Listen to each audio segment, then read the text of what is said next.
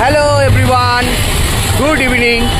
এখন ঘড়ি কাটায় 3:30 বাজে আর আজকে সানডে। আমরা আবারও আজকে বেরিয়ে পড়লাম। আজকে দুটো জায়গায় যাওয়ার ইচ্ছা আছে। প্রথমটা বলে দিই, বড়মার মন্দির যাব এবং তার সঙ্গে ইচ্ছা আছে হালি শহরে যাওয়ার, ওখানে রামপ্রসাদের ভিটে। তো দেখি কতটা কভার করতে পারি, সঙ্গে থাকো। বিধাননগর স্টেশনে চলে এসেছি।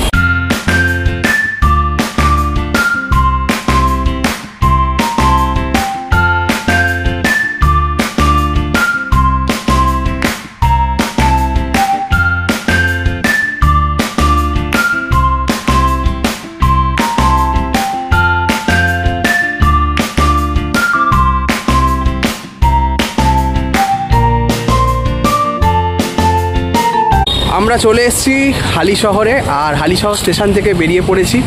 আর এখন আমাদের গন্তব্য হচ্ছে একদম রামপ্রসাদের ভিটে আর রানী রাসমণি ঘাট, আরও যে সমস্ত দেখার জায়গা আছে। তো টোটো খুঁজছি, টোটো কিংবা অটো, যেটা পাবো সেটা করেই যাব। চলো সঙ্গে থাকো।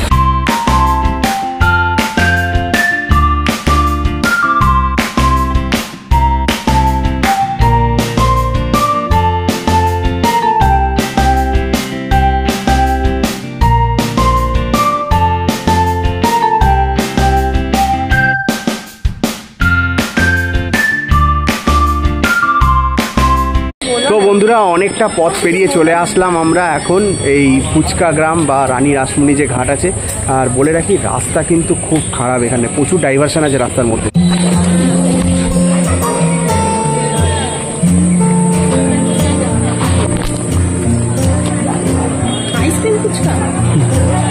ভ্যারাইটিস অফ ফুচকার লাইন, কিন্তু এখানে লম্বা লাইন দিয়ে দিয়ে খালি ফুচকার দোকান রয়েছে এখানে।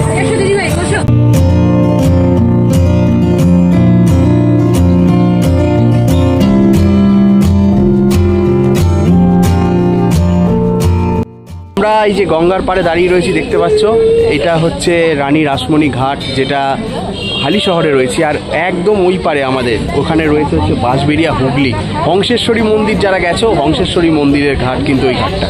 চলো তোমাদেরকে আরেকটু দেখাই।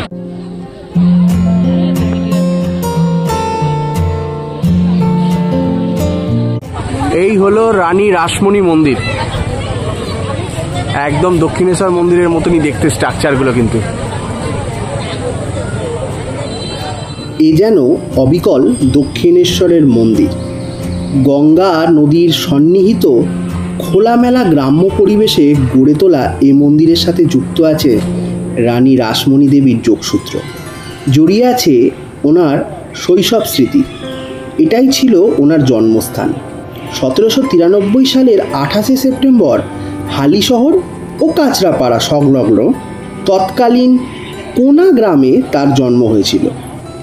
তারই নাম অনুসারে হালি শহর ও কাঁচরাপাড়ার মাঝামাঝি বাঘ মোড়ের অনতি দূরে অবস্থিত এই রানী রাসমণি ঘাট বা মা কালীর মন্দির।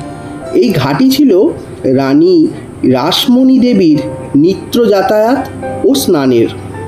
মন্দির লাগোয়া আছে আরও কয়েকটি শিব মন্দির ও বেলুন মঠের আদলে তৈরি একটি মন্দির। 1 জানুয়ারি কল্পতরু মেলায় এখানে হাজির হয় হাজার হাজার মানুষ।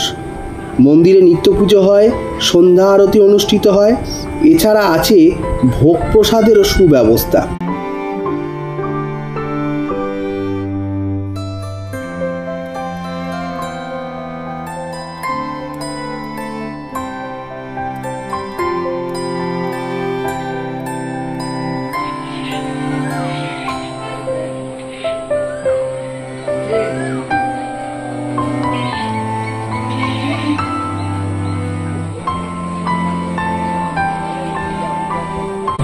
আমরা এখন দাঁড়িয়ে রয়েছি এখানকার একদমই প্রসিদ্ধ জায়গা রানী রাসমণি মন্দিরের একদম উপরতলে। এই যে সামনে যে মাঠটা রয়েছে, মাঠ থেকে কিন্তু এইটা অনেকটা উঁচু অংশে মন্দিরটা। আর এখানেই দেবীর বিগ্রহ রয়েছে। যেহেতু লেখা রয়েছে যে বিগ্রহের ফটো তোলা নিষেধ, সেই কারণে আমি নিয়মটা ভঙ্গ করলাম না, তোমাদের সাথে আমি শেয়ার করতে পারলাম না বিগ্রহের ছবি। এর জন্য আমি দুঃখিত। আর দারুণ সুন্দর। আজকের ওয়েদারটাও খুব ভালো, দেখতেই পাচ্ছ আকাশে, আর এখানে চারিদিকে গাছপালা আর সবুজ প্রান্তর, একটা আলাদা পরিবেশ সৃষ্টি করেছে। আমার তো দারুণ লাগছে। তোমরাও আসো, এসে একবার ঘুরে যাও, খুব সুন্দর লাগবে। আমরা মন্দিরটাকে একবার প্রদক্ষিণ করছি এখান থেকে পুরো একদম, তা করে এবার তোমাকে আরও অনেক সুন্দর সুন্দর জিনিস রয়েছে এখানে, দৃশ্য রয়েছে, সেগুলো তুলে ধরবো।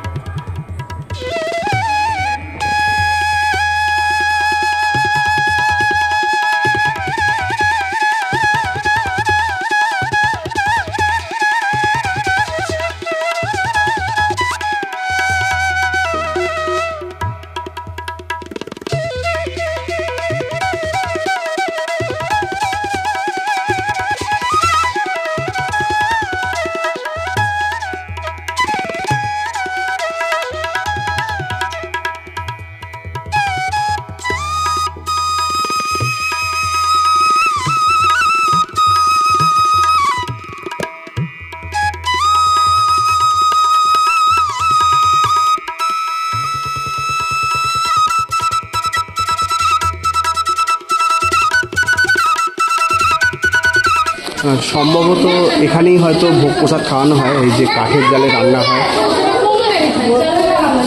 দেখাচ্ছি।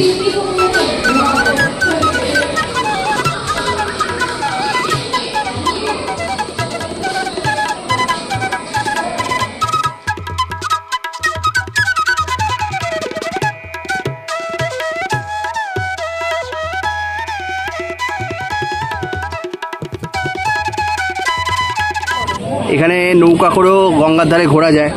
কাকা কি কত করে নাও নৌকার ধারে? 50 টাকা 100 টাকা দিয়েছিলাম করে। মানে কি একজন 50 টাকা, নাকি 4 জন উঠলেও 50 টাকা নেবে? একজন 50 টাকা, 50 টাকা আর 100 টাকা। এবার কতটা নেবে? ওই পুরো গঙ্গা ঘুরে নেবে। তা তোমরা লাইফ জ্যাকেট রাখছো, এই যে নিয়ে উঠছো যে, সব আছে। কটা অবধি চড়াও? আর এমনি যারা উঠবে 50 টাকা 100 টাকা কতক্ষণ চড়বে? 15 মিনিট চড়াবে। তো বুঝতেই পারছো, এত সুন্দর নৌকায় যদি বিকেলবেলায় তোমরা বিলাস করতে চাও, অবশ্যই এখানে কাকারা রয়েছে, এই মাঝিরা, এদের সঙ্গে যোগাযোগ করে নৌকায় একটা রেট ফিক্সড করে তোমরা ঘুরে ফেলতে পারো এই গঙ্গার বুকে। দারুণ লাগছে কিন্তু দৃশ্যটা। মন্দির আছে, রাম মন্দির আছে, শিব মন্দির আছে। আচ্ছা আচ্ছা, ফুচকে পাওয়া যায় এখানে। হ্যাঁ জানি তো, সেই জন্যই তো এসছি এগুলো দেখেই। এর একটা তো বছর থেকে কাজে ছাড়া হয়েছে। আচ্ছা আচ্ছা আচ্ছা, যাক খুব ভালো লাগলো। ভুট্টার গন্ধ বেরোচ্ছে, দারুণ কিন্তু ভুট্টা। দেখো ভুট্টা ভাজা হচ্ছে এখানে। কত করে ভুট্টা? 20 টাকা করে, গরম গরম ভুট্টা। আর যেটা বলছিলাম, এটা কিন্তু ফুচকা গ্রাম। চলো, ওই যে ও ফুচকা খাওয়ার জন্য অনেকক্ষণ ধরে অধীর আগ্রহে ধৈর্য ধরে রয়েছে। পরপর ফুচকা পাওয়া যায় এখানে। এই দেখো, এখানে স্পেশাল পাপড়ি চাট ফুচকা পাওয়া যাচ্ছে, আর এখানে চপ বিক্রি হচ্ছে।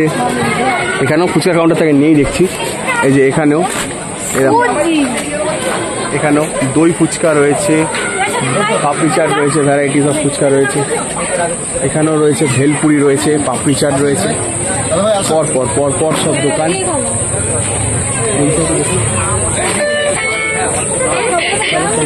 ওখানেই খাওয়াবো। হ্যাঁ হ্যাঁ হ্যাঁ, দেখো এখানে চা বিক্রি হচ্ছে।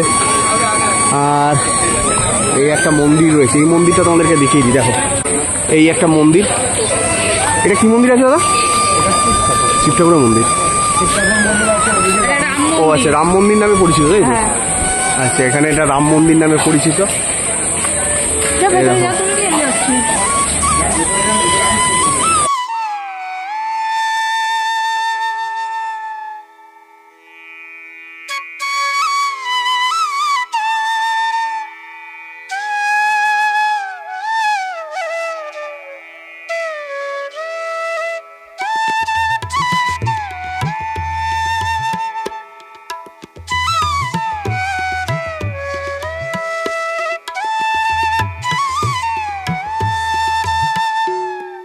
আমরা চলে এসেছি মা তারা ফুচকা স্টলে। আর এখানে ফুচকা গ্রাম যেহেতু, তাই ফুচকা গ্রামের ট্র্যাডিশন অনুযায়ী আমরা এখানে ফুচকা টেস্ট করে নেব।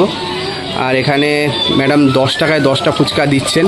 আমাদের কলকাতায় কিন্তু 10 টাকায় 10টা ফুচকা পাওয়া যায় না, 6টা মেরে কেটে, তাও আবার একটা ফাউ নিয়ে। তো কেমন লাগছে খেয়ে বলো। একদম ওখানকার মধ্যে তো স্বাদ, তো আমাকেও খেতে হবে মনে হচ্ছে। এখানে আসতে গেলে শুধুমাত্র যে এই শুধু ফুচকা খাবে তা না, কিন্তু এখানে চিকেন ফুচকা, চিংড়ি ফুচকা, চাটনি ফুচকা, চিজ ফুচকা, পাপড়ি চাট, চাউমিন ফুচকা আছে, পনির ফুচকা, চকলেট ফুচকা, ম্যাঙ্গো ফুচকা আমের সিজনে, জেলি ফুচকা, শহীদপল্লী, মাঝের চর, কল্যাণী, নদিয়া, ভ্যারাইটিস অফ ফুচকা পাওয়া যাচ্ছে এখানে। এই সব ফুচকাই বিক্রি হয়? আচ্ছা, আর এমনি আপনারা কি প্রত্যেক দিনই বসেন এখানে? এখানে কোনো মেলা টেলা বসে এমনি সময় কোনো? ওই মন্দিরে।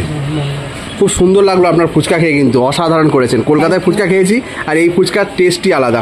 তো যারা যারা দেখছো ভিডিওটা অবশ্যই কিন্তু চলে আসবে এই ম্যাডামের দোকানে, মা তারা ফুচকা স্টল, একদম রাস্তার ওপরেই রয়েছে। তোমরা যারা এই মন্দিরে যাবে এখান থেকে রাসমণি মন্দির যাওয়ার পথেই। আবারও অনেকদিন পর চলে এলাম এই সাধক রামপ্রসাদের ভিটেতে। আর এইখানে রামপ্রসাদের যে মন্দির রয়েছে সেই মন্দির তোমাদেরকে দর্শন করাচ্ছি। আর আমি বহুবার এসেছি, কিন্তু স্ত্রীকে নিয়ে এইবার ফার্স্ট টাইম এলাম এই মন্দিরে। তো চলো তোমাদেরকে দেখাই। যেহেতু মন্দিরের ক্যামেরা নেই, ভেতরে নিষেধ আছে, সেই জন্য আমি তোমাদেরকে বাইরে দিয়ে দেখাচ্ছি, যতটা পারছি বাইরে দিয়ে দেখানোর চেষ্টা করছি। এই হচ্ছে রামপ্রসাদের ভিটে। আর এই যে চারিদিকটা দেখো, এই যে বাইরে, এখান থেকে আমরা এন্ট্রান্সটা করেছিলাম এই জায়গাটা দিয়ে।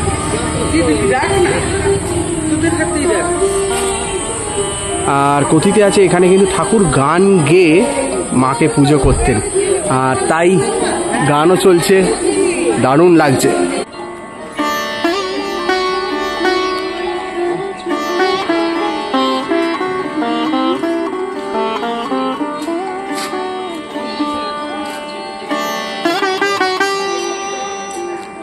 কত পায়রা দেখো এখানে।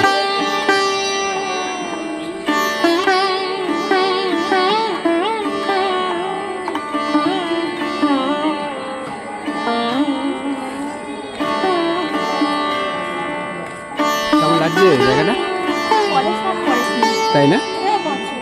হ্যাঁ,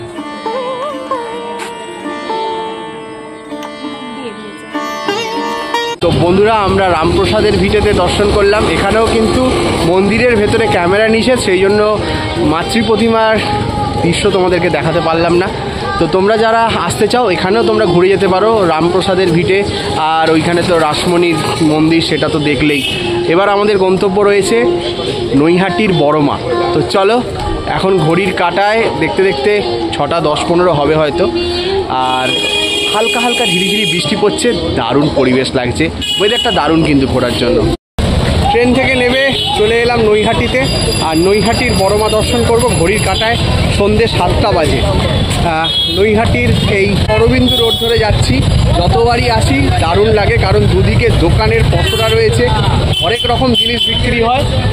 আর এই রাস্তাটা সোজা চলে যাচ্ছে গঙ্গার ঘাট। এখান থেকে কানেক্টিং হয় চুচুড়া, খেয়া পার হয়ে, বা লঞ্চ আছে, লঞ্চে করে আমরা চলে যেতে পারি একদম সোজা চুচুড়া ঘড়ি মোড় পর্যন্ত। আমরা পুজোর ডালা নিয়ে দাঁড়িয়ে পড়েছি লাইনে। আর আজকে রবিবার, আজকে লাইনটা দেখো তাও অনেকটা কম তুলনামূলকভাবে। লাইন কিন্তু এগিয়ে চলেছে। আর আর এই যে আমাদের পেছন দিকের লাইনটা এতটা, আমরাই লাস্ট ছিলাম। আর এই দেখো এখানে লাইন, ওই যে সামনে লাইট জ্বলছে ওইখানেই বড় মার মন্দির। ওই যে দেখো জুম করে দেখাচ্ছি।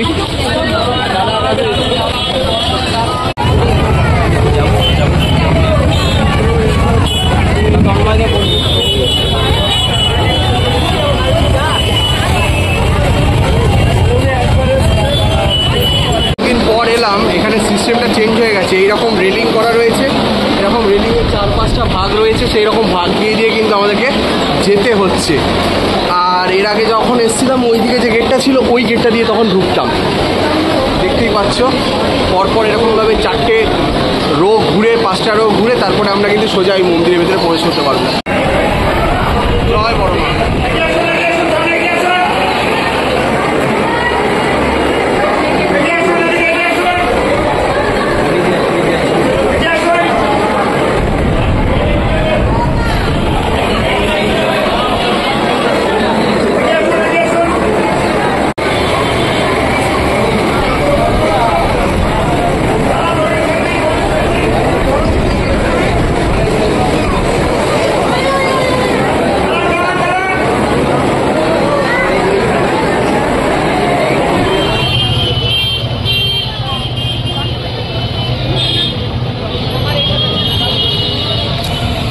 বন্ধুরা আমরা বড় মার মন্দিরে পুজো দিয়ে দিয়েছি, খুব ভালোভাবে বড় মাকে দর্শন করেছি। তোমরাও আশা করি দর্শন করলে ভিডিওর মাধ্যমে।